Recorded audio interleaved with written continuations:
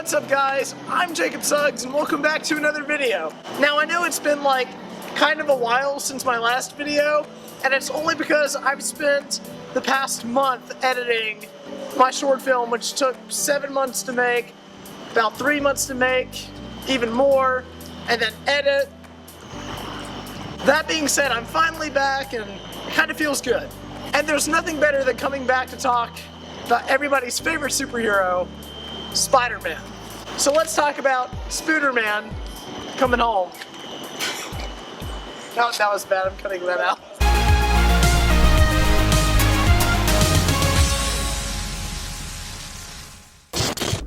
So I personally had a lot of expectations for Spider-Man Homecoming, and I wanted it to be great because for the most part, this is Marvel, and Marvel typically puts out really fine films to genuinely great ones. They've had more hits than misses. I guess that's what I'm trying to say. Fact of the matter is, this is Spider-Man, and this is kind of a big deal, and it should be a big deal. My main problem is, one, this is still a collaboration with Sony, and two, from the trailers, it kind of looked like they were giving too much away, and it kind of looked more like Iron Man 4. I was really afraid that Tony Stark was going to overshadow Peter Parker in this movie, and I guess going into the movie I was more cautiously optimistic than genuinely excited. But after seeing this movie, I can tell you right now, I love this movie. This is not only one of the best Marvel movies to come out in this entire cinematic universe, this is one of the best movies I've seen in a long time. In fact, I would go as far to say that it's probably one of the best comic book films I've seen all year. And then again, that's not saying much because this year has genuinely been really good for comic book movies, so no complaints there. So let's just give a quick rundown of what I liked about this movie, because that's why you're watching this video. Number one, Tom Holland is almost the perfect Spider-Man. I say almost because personally for me, Tobey Maguire will always be my favorite Spider-Man because you can't really compete with Spider-Man 2. That's like on the top tier when it comes to superhero movies. And growing up with Tobey Maguire as my Spider-Man, he's got a special place in my heart. But Tom Holland does a great job as Spider-Man in this movie. In fact, he does an even better job playing Peter Parker because that's what I love about Spider-Man. It's not just a superhero, it's more about a teenager trying to fit in high school and in society and trying to balance out being a hero as well. And that's what Spider-Man Homecoming does really well. They do a really good job of balancing out the hero aspect of the film and the teenage high school aspects of the movie too. In fact, this movie feels very much like a John Hughes coming of age kind of movie, and I really like that. What else did I like about this movie? What?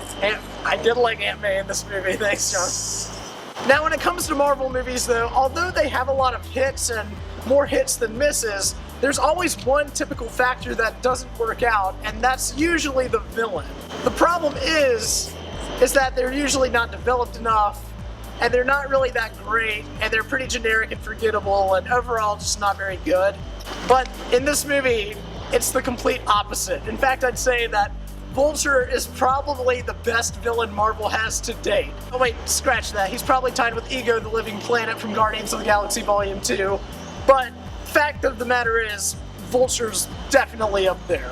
What I really liked about Michael Keaton as the Vulture in this movie is not only the performance, which is absolutely stunning and fantastic. What I really liked about Vulture in this movie is that he's kind of just your average guy. He's not really a massive villain, or at least he never intended to be one. He's just a guy that lost his job and wants the best for his family, but the Avengers and the government keeps getting in his way to where he can't really fulfill that. And so he accomplishes this through being the Vulture and selling these illegal weapons made out of alien technology that he shouldn't really have in the first place. So he's just trying to have a great family first, but he's doing the right thing in the wrong way. And I really like that. The best kinds of villains are usually the ones that we can see where they're coming from and resonate with at least a little bit. And this movie accomplished that. But let's go back to what this movie is first and foremost. It's a high school drama, coming of age movie, kind of like Ferris Bueller and stuff like that. Spider-Man's genuinely great in this movie, but Peter Parker, like I said earlier on, is even better. All of the side characters in this movie kind of mesh well with Peter's character, and overall just feel like high school students. And one of the last things I want to mention about this movie is, well, the action. That's why we go to see these movies. We go to be entertained and find enjoyment in superhero movies. And Spider-Man Homecoming delivers on pretty much every single level. There's a lot of great moments in this movie, and if you think that the trailers gave away one of the biggest action scenes in the movie, just know that after seeing the movie, there's a lot more to it that you don't see in the trailer. You see how a certain sequence ends, which I'm not going to be talking about here, but other than that, there's a lot of surprises in this movie, and a lot of moments that really make it a genuinely great superhero and Spider-Man movie. I know everybody was worried about Tony Stark. I can assure you right now that he's good in this movie. In fact, he's genuinely great and has that mentor kind of role to him in this film. And he's not just kind of shoehorned into the movie like, hey, it's Iron Man.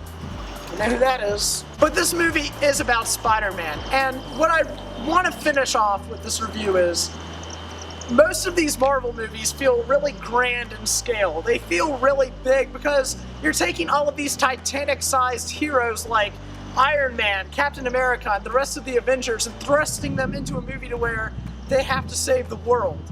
But Spider-Man doesn't just save the world. He saves the little guy. He saves the city. And although Spider-Man is an Avenger and wants to be an Avenger, he's first and foremost Spider-Man. And he first and foremost cares about his city and the people that live there. And that's the important thing about this movie. The movie felt small, and that's not a negative. In fact, it's the biggest positive that I can give to this movie. A movie like Spider-Man should feel small because Spider-Man, although he's a big name, is a small-scale hero. They don't say that he's this avenging Spider-Man. They say he's a friendly neighborhood Spider-Man for a reason. It's brought up numerous times in the film, and it's brought up for a reason. Spider-Man is a friendly neighborhood Spider-Man, but he's an Avenger when he has to be. And this movie addresses that probably in the most effective way I've seen in a long time. And I feel like I can't say enough about it here because it's more spoiler-oriented, but I can assure you that they handle it extremely well. I just thought this movie was overall excellent, and it really shows that with great power comes great responsibility. That being said, what did you think of Spider-Man Homecoming? I genuinely loved it, but I'd love to hear your thoughts on it in the comments below. And as always, I'm FrameByFrame. Remember the name. Please like, comment, and subscribe. And I'll see you guys in the next FrameByFrame film review.